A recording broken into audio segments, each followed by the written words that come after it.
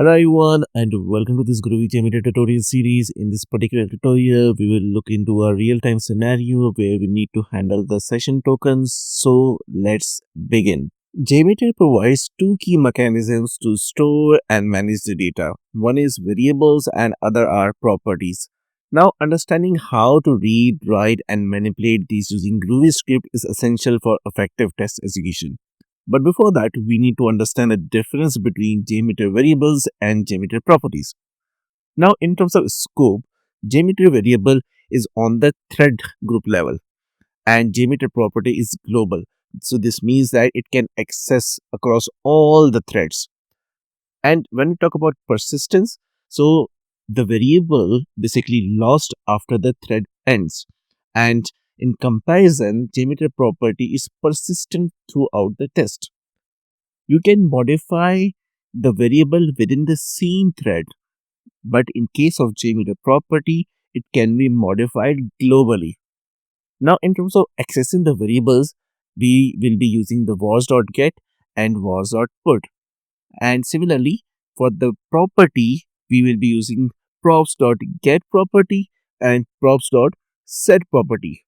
Now, using these concepts, I will demonstrate you the real-time scenario where we will be handling the session. So for that, what I'll do is that let's go to the browser over here. And for this particular tutorial, I will be using request.in. And here, just scroll down and you will find this login API. And this is the request, this is the payload, and in the response, we are getting the token.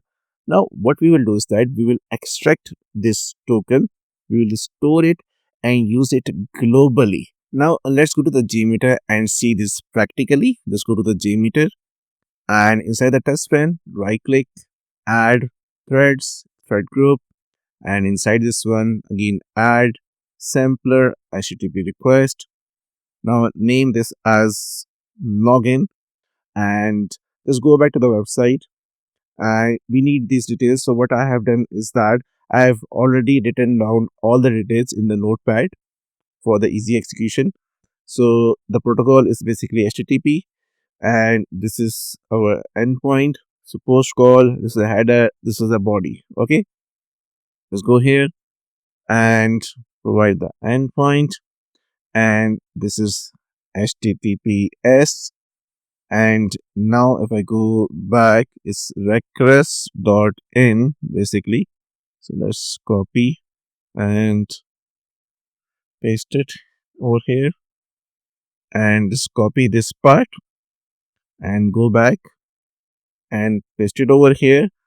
So the method is basically a post, then just go to the body and copy this complete body. And now you see that this is a JSON. That's why we need to provide a header where we need to tell the JMeter that the content type is basically application slash JSON. Okay. Now go here and paste it over here. And once you paste it over here, now what we need to do is that we simply need to go again to the thread group, add config element, HTTP header manager. Just move this up over here and here go to add, then again just go back here. The content type is basically application slash JSON. Okay, just go here, provide this, and again go back, application slash JSON, provide this over here, and now we are good to go with executing this request. So simply go to add, then go to listener and just run this one and see if it's working fine or not. So you see that the login request got successfully executed. This was the request which we sent and this was the response data, and we are getting this token. And you see that in the request, and these are the requested header, we are sending content type equals to application slash JSON, and in the response we have these response headers. Okay, now what we need to do is that we will be writing our Groovy skip. But before that, what we need to do is that we need to extract this token. Okay. So we'll go to this response body. So we need to extract this token so that we can pass this token globally. Okay. For this one, after the login, we need to add the post processor as a JSON extractor. Okay. And here, what you need to do is that provide the name of the variable. So I'm naming it as session underscore token, and simply I just providing the expression, and expression is dollar dot token. So it should extract the token from the login. Okay. And once you have extracted, so we are storing this into a session underscore token. Now inside this login, just go to add preprocessors and JSR223 preprocessor, and here we will be writing our script. Okay, so that we can store the token globally, right? So def token equals to vars dot get, and what we need to get here, session underscore token. Okay, so session with small s, and now I'm using if condition. If token, then what we need to do is that we say props dot set property, and here I will say global underscore session, and this is the token. So we are setting this to globally. Okay, and just for the confirmation, just log this information, log dot info, and here we say session token stored globally. So I just for the purpose of debugging, in case if we are not getting the token or something like that, just that's why I'm logging this information. Okay, and here plus token. Okay, and this is not here. We need to put this over here, and now we need to close this bracket. Now what we have done is that we just got this variable and we are setting it as a global using the property. Okay.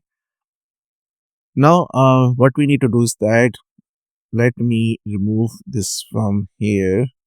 Let me remove this one. And now let's create another thread group.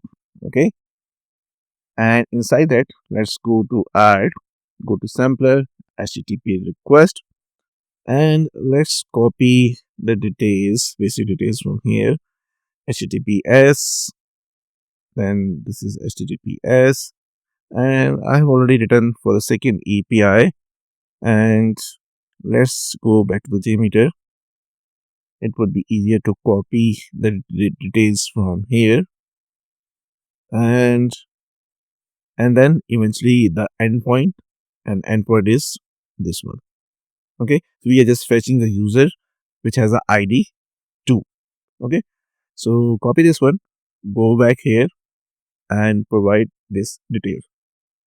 Now I'm saying that name it properly, fetch specific user. Okay, now let's go here, and inside that what I'll do is that I will add a listener and just run this one.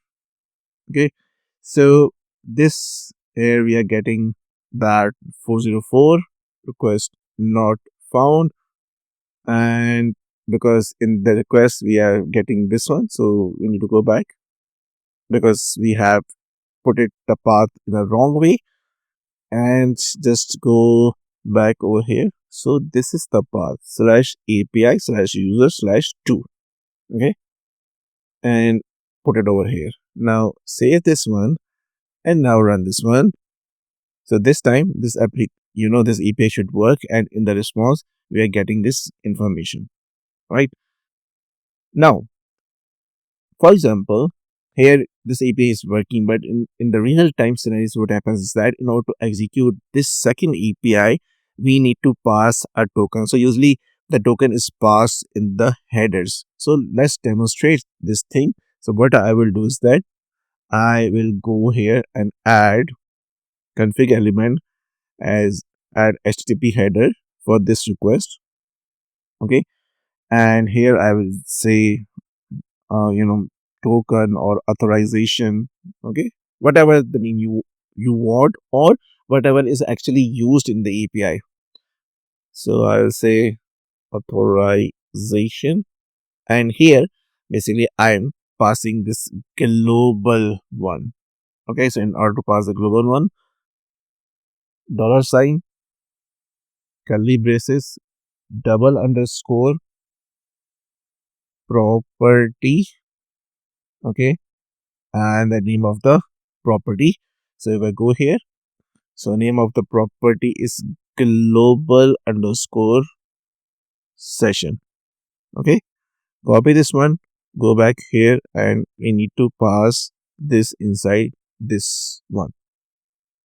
Okay, and now dollar curly braces, and again this is a curly small bracket, and then we have a curly braces. So dollar curly braces double underscore property global underscore session, and we are good to go. Now if I execute this one, so you will see this. Let me clear this one and run this again. And here if I go to the request basically and go to the request headers, because I'm passing this headers. So in your case it might be in the body, it might be in the headers, but usually this authorization token goes into the header. That's why I'm demonstrating here in the headers. So that's why I've actually passed it over here, right? If I go to this one over here, request header, so you see that we are getting this over here, and this is possible because of setting it globally, because these are two different thread groups, right? And if I use the variable, it will never pass into the second thread group, because the scope of the variable is around this thread group, not in this group. We need a global access when we are working with the authorization. So if I go here in this first API basically, if I go here and let me, what I do is that instead of doing this, let me remove this one from here and put a listener on the top of it so that we can see all the details over here. So it's a login. So if I go here in the response, I'm getting this QPW, something like that. And if I go this and go to the request header, so I'm getting this information. So basically in this way, you can handle the sessions globally so that there's no problem in terms of the authorization. And this is again a real-time scenario where you need to use a multiple thread groups, where you need to set the authorization globally. Thank you so much for watching this tutorial. If you like our content, then do like, comment, share and subscribe our channel. Once again, thank you so much and see you in the next tutorial.